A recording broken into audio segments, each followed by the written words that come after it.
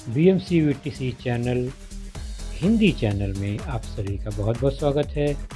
इस वीडियो को देखने के बाद आप लोगों के लिए इसके डिस्क्रिप्शन बॉक्स में कुछ आसान से प्रश्न दिए गए हैं जो कि इस वीडियो से संबंधित है। उन्हें हल करने का प्रयास ज़रूर कीजिए और फिर वीडियो देखने के बाद उसमें एक छोटा सा डिस्क्रिप्शन बॉक्स में छोटा सा गूगल फॉर्म भी है, उसे ज़रूर भरें। अपने सुझाव अपनी राय को उसमें ज़रूर भरें ताकि हम वीडियो को और इम्प्रूव कर सकें।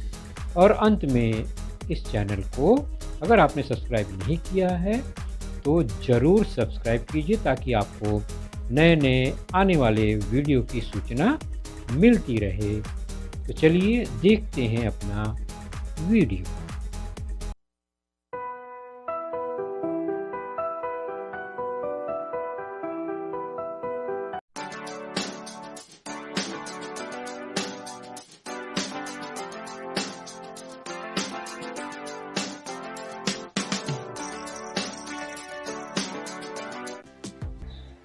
तो बच्चों, आज की कक्षा 10वीं कक्षा में हमारा आज का जो विषय है वह है आपके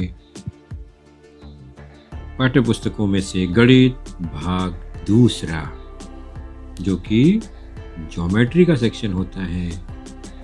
और इसमें हम आज जानेंगे आपके पाठ्य पुस्तक का पाठ 5वां कोऑर्डिनेट ज्योमेट्री भाग तीसरा, निर्देशांक भूमिति का भाग तीसरा, जिस पर आज हम चर्चा करेंगे। और मैं हूं आपका वर्चुअल मार्गदर्शक Ajay Kumar Maurya, MCGM virtual classroom Dadar से।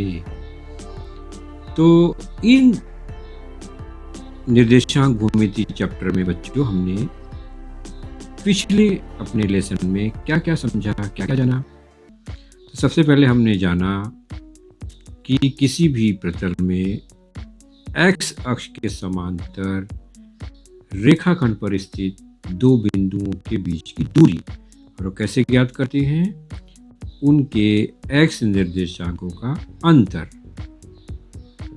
बड़े निर्देशांक में से छोटा निर्देशांक घटा देंगे तो x2 माइनस x1 ये एक्स अक्ष के समांतर स्थित दो बिंदुओं के बीच की दूरी है।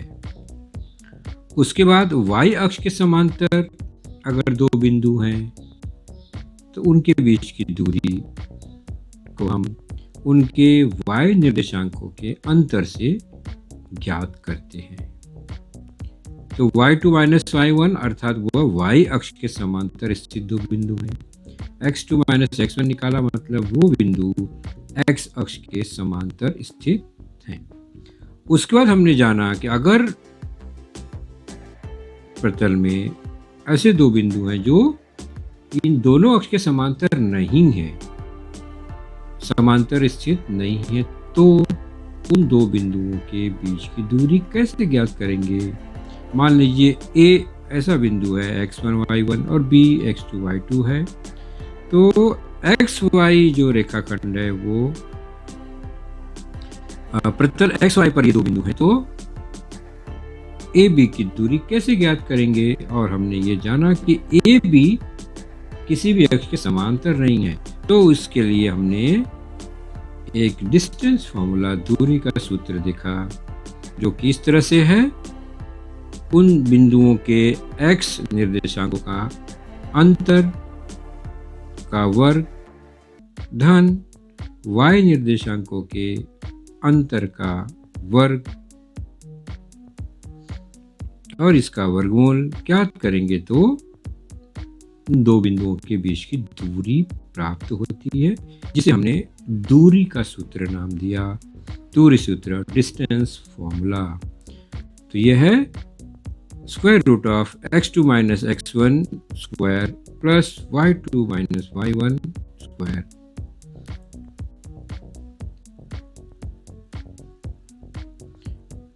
हमारी आज की जो चर्चा होगी बच्चों वो है किसी रेखाखंड के बीच स्थित कोई बिंदु है, तो उस बिंदु का निर्देशांक कैसे प्राप्त करेंगे यदि हमें पता हो कि वह बिंदु उस रेखाखंड को किन अनुपातों में विभाजित करता है, यानी रेखाखंडों का विभाजन करने वाले बिंदु का निर्देशांक कैसे प्राप्त करेंगे।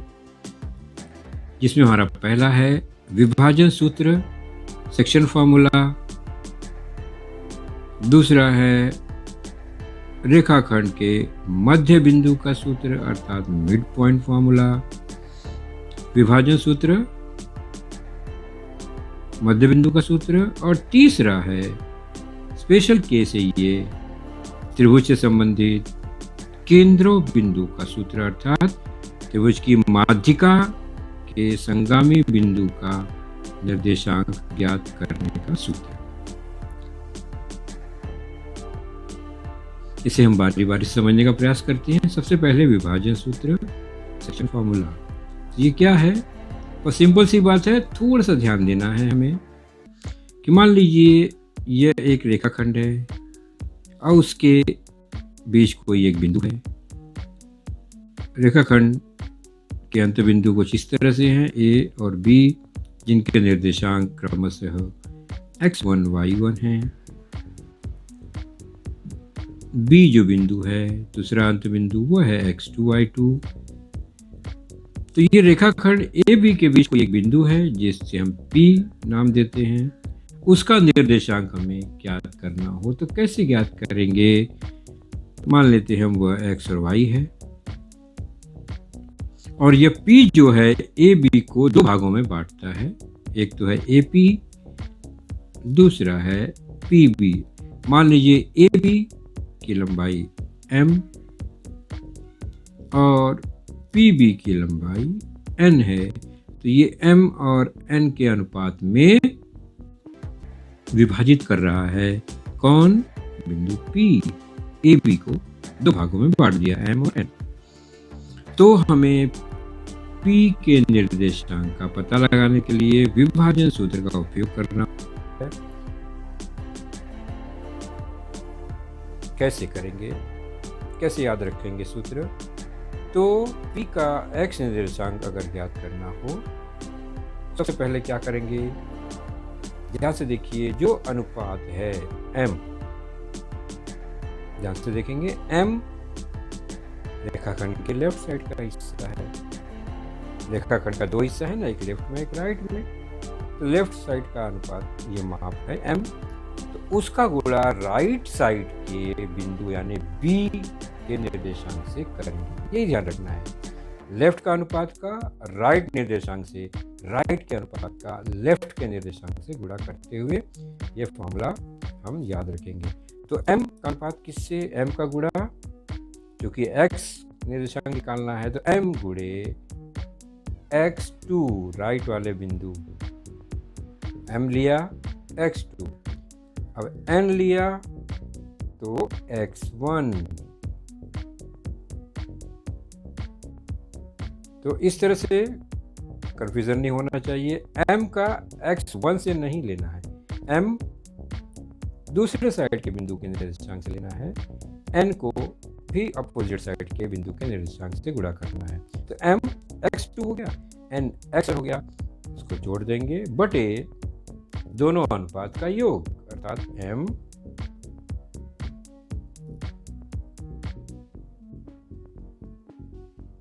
धन n।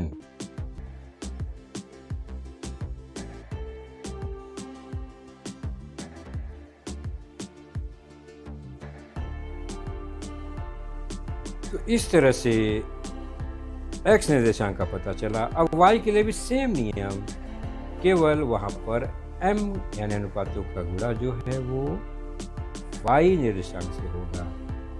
m लेफ्ट साइड का अनुपात है तो उसका राइट साइड के y से गुणा, और n राइट साइड का अनुपात है तो उसका लेफ्ट साइड के y से गुणा। दोनों का योग बटे अनुपातों का योग, m प्लस n।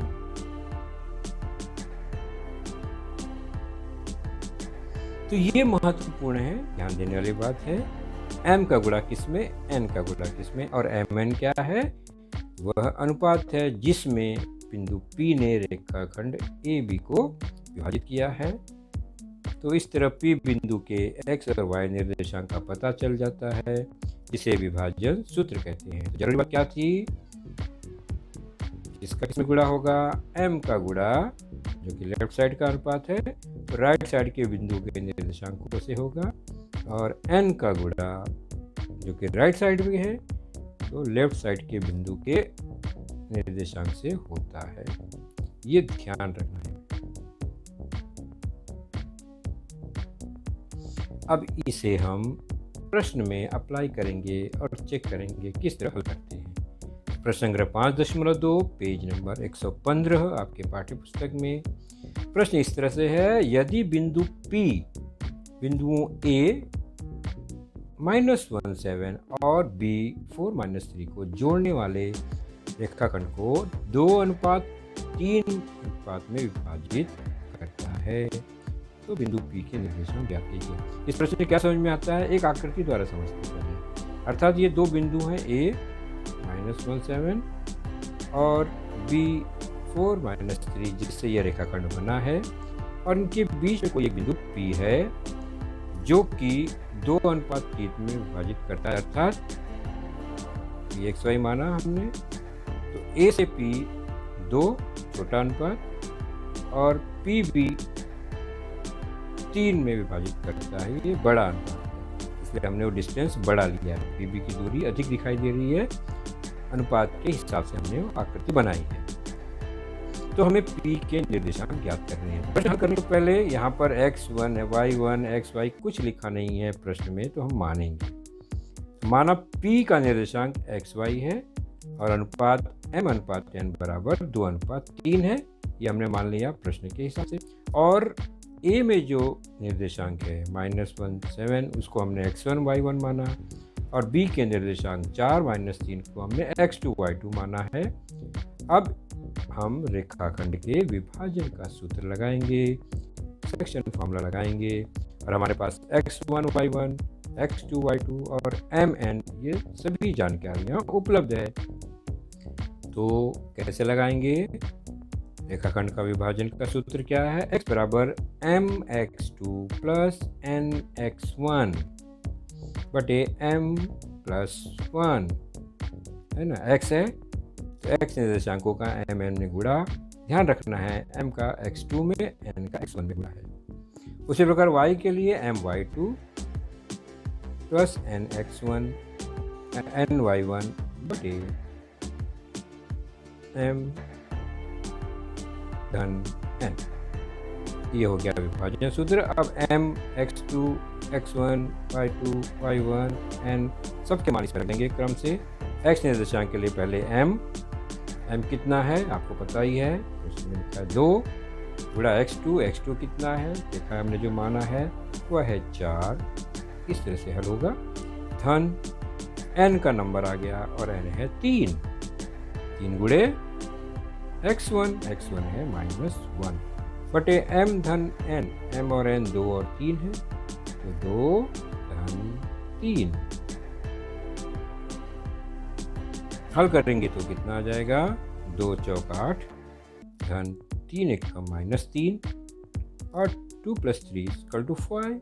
हल करेंगे तो ऊपर आ गया 5 बटे 5, अर्थात हो गया ये 1। तो x = 1, x मिल गया हमें 1। उसी प्रकार अब हम क्या करेंगे? विभाजन सूत्र में y का निर्देशांक ज्ञात करेंगे। तो इस सूत्र में मान रखेंगे, m का मान 2 है, y2 ऊपर लिखा ही गया है -3 प्लस n 3 है, और y1 कितना है 7, और mn 2 3 जोड़ दिया हमने, तो इसको सरल करेंगे तो हो गया -6 प्लस 21/5। हल किया 15/5, सरल किया तो 3 आ गया। y = 3।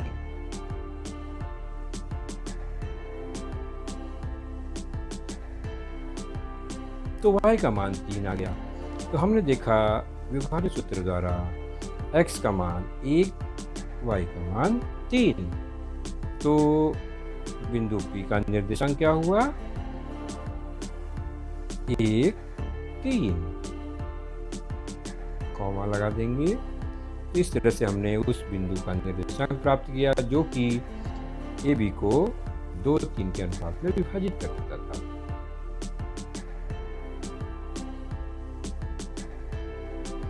तो हमने देखा अभी सेक्शन फॉर्मूला, विभाजन सूत्र।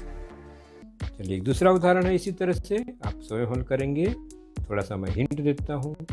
नीचे दिए गए प्रत्येक उदाहरण में रेखाखंड PQ को A अनुपात B के अनुपात में विभाजित किया गया है और बिंदु A का निर्देशांक ज्ञात कीजिए। यानी A क्या है?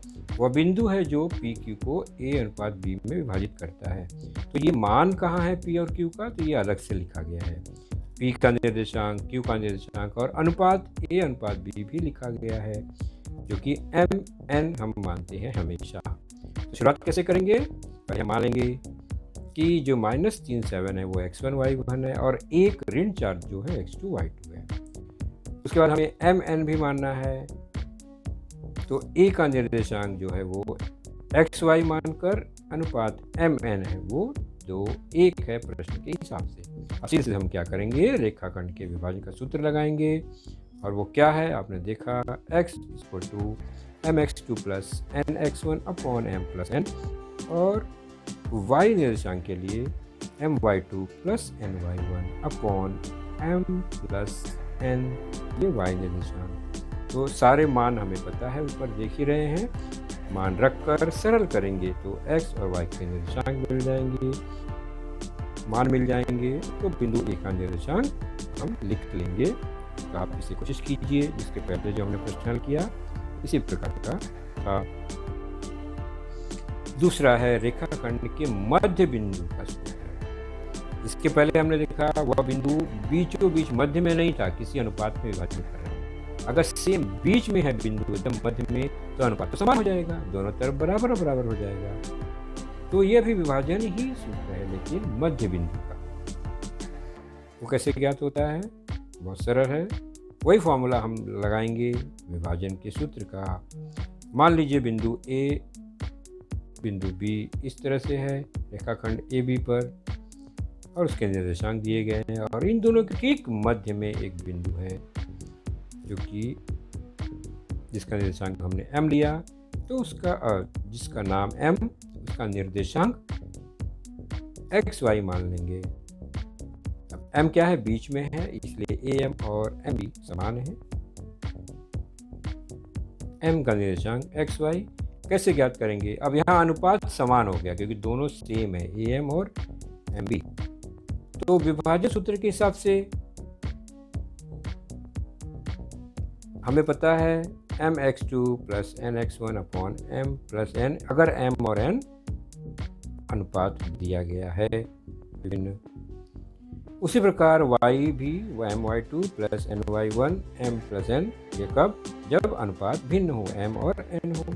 लेकिन यहाँ पर क्या है? यहाँ पर अनुपात तो समान है, दोनों ही m या n हो सकते हैं। तो इसी सूत्र में m और n भिन्न भिन्न न लिखकर n को भी m मानकर हर जगह m का उपयोग करेंगे तो सूत्र में क्या परिवर्तन आ जाएगा? तो m बराबर n रखेंगे क्योंकि अनुपात तो समान है, मध्य बिंदु है ना। तो क्या आ जाएगा? इस तरह से बन जाएगा, जहाँ जहाँ n है वहाँ m रख दिया तो हर जगह m ही m नजर आएगा क्योंकि m और n समान है। इसको सरल रूप देंगे और m कॉमन ले लेते हैं ऊपर से, तो ब्रैकेट में बचा x2 + x1 और नीचे m और m मिलाकर 2m हो गया। अब m से m कट गया तो बचा क्या? x2 + x1 / 2। तो मध्य बिंदु है तो सूत्र और सरल हो गया, यहाँ पर अनुपात की जरूरत ही नहीं पड़ी, सीधे x2 + x1 / 2 कर दिया हमने। तो x निर्देशांक पता चल गया। y के लिए भी सेम, m कॉमन हो गया, y2 + y1 कोष्ठक में बटे 2m। ठीक, यहाँ भी m से m कट गया y2 प्लस y1 अपॉन 2 हो गया। इसको और सरल कर देते हैं तो सीधा सीधा हम लिख सकते हैं x1 पहला निर्देशांक बटे दूसरा निर्देशांक x बटे 2। उसी प्रकार y के लिए भी y का पहला निर्देशांक यानी पहले बिंदु का y निर्देशांक धन दूसरे बिंदु का y निर्देशांक बटे 2।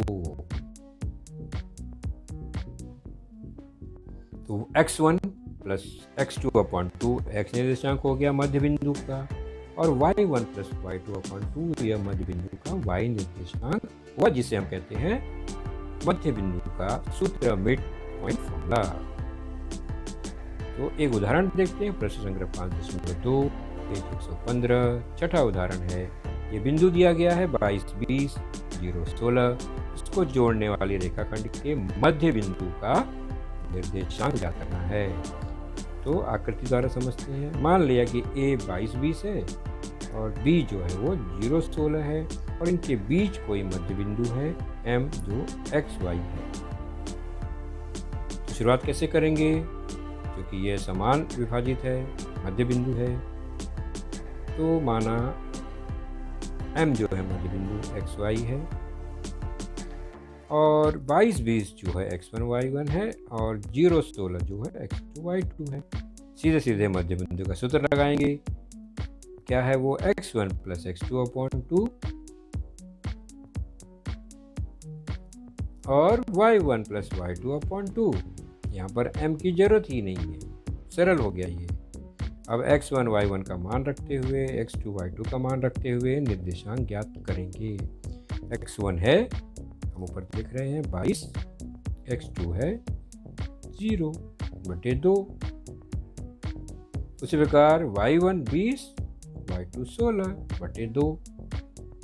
सरल करते हुए 22 बटे 2 आ गया, कट गया, मान आ गया 11। उसी प्रकार y के लिए 36 बटा 2 कट गया, मान आ गया 18। तो x का मान 11, y का मान 18। x equal to 11, y equal to 18। इसलिए m का निर्देशांक क्या हुआ उस मध्य बिंदु का? 11, 18। तीसरा विभाजन सूत्र है, वह है केंद्र बिंदु का सूत्र, माध्यिका संगामी बिंदु का सूत्र, सेंट्रॉइड फॉर्मूला। ये क्या होता है? तो केंद्र बिंदु होता क्या है बच्चों, पहले जान लेते हैं। कोई भी त्रिभुज, मान लीजिए उसके बिंदु, शीर्ष बिंदु A x1 y1, B x2 y2, C x3 y3, ये निर्देशांक है उसके। इस त्रिभुज के माध्यिकाएं, माध्यिका क्या होती है? शीर्ष से सम्मुख भुजा के मध्य बिंदु को मिलाने वाला रेखाखंड। मान लीजिए ये एक मध्य बिंदु है BC का, इसका नाम D दे दिया, और यह समान हिस्सा हो गया इसका, और AD जो है वो माध्यिका होगी। उसी प्रकार B से उसके सामने AC के मध्य बिंदु को मिलाने वाला रेखाखंड, उसी प्रकार C से उसके सम्मुख AB को मिलाने वाला रेखाखंड, तीनों माध्यिकाएं हैं और वो संगामी होती है, यानी एक ही बिंदु पर मिलते हैं। उसको हम नाम देते हैं G। इसे हम कहते हैं केंद्र बिंदु, सेंट्रॉइड। तो इस G का निर्देशांक ज्ञात करने का जो सूत्र है उसी को हम कहते हैं केंद्र बिंदु का सूत्र। तो G का निर्देशांक XY मानकर हम एक फॉर्मूला बनाएंगे। बहुत आसान फॉर्मूला है। केंद्र बिंदु क्या है? तो ये संगामी बिंदु है तीनों माध्यिकाओं का। और हमेशा ध्यान रखिए, ये जो संगम बिंदु है वो माध्यिका को 2:1 में विभाजित करता है, 2:1 में विभाजित करता है। तो x निर्देशांक ज्ञात करने के लिए सीधे सीधे फॉर्मूला है, 3 बिंदु है तो हम सीधे x1, x2, x3 को जोड़ देंगे, बटे 3 लगा देंगे। कितना आसान है ये, x1, x2, x3 अपॉन 3। यह हो गया उस केंद्र बिंदु का x निर्देशांक ज्ञात करने का सूत्र। पूरा डिटेल में बच्चों आपको पेज नंबर 111 पर मिलेगा ये। तो हम उस पे ज़्यादा लेखन चर्चा नहीं करेंगे, आप स्वयं अध्ययन कर लेंगे, पढ़ लेंगे। हम यहाँ केवल समझने का प्रयास करते हैं, याद कर लेंगे। y के लिए भी ठीक उसी प्रकार y निर्देशांक निकालना है g का, तो तीनों y यानी a b c के y निर्देशांकों का योगफल, त्रिभुज के तीनों शीर्ष बिंदु के y निर्देशांकों का योगफल बटे 3। तो x के लिए तीनों x को जोड़कर 3 से भाग, y के लिए तीनों y के निर्देशांक जोड़कर 3 से भाग दे देंगे। तो यह हो जाएगा केंद्र बिंदु के निर्देशांक।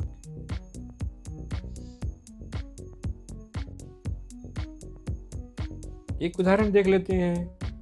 त्रिभुज का शीर्ष बिंदु दिया गया है, केंद्रों का निर्देशांक ज्ञात करना है। बहुत आसान, हम नाम दे देंगे इन तीनों बिंदुओं को, निर्देशांक भी लिख देंगे ABC, और उसमें एक केंद्र बिंदु होगा ही, मान लीजिए वह G है, और वह 2 1 में विभाजित करेगा माध्यिका को। तो मान लिया माना -7 को x1 y1, 2 - 2 को x2 y2, C8 y को x3 y3 से विभाजन सूत्र अगर हम लगाएंगे तो क्या मिलेगा? बहुत आसान, विभाजन सूत्र क्या है?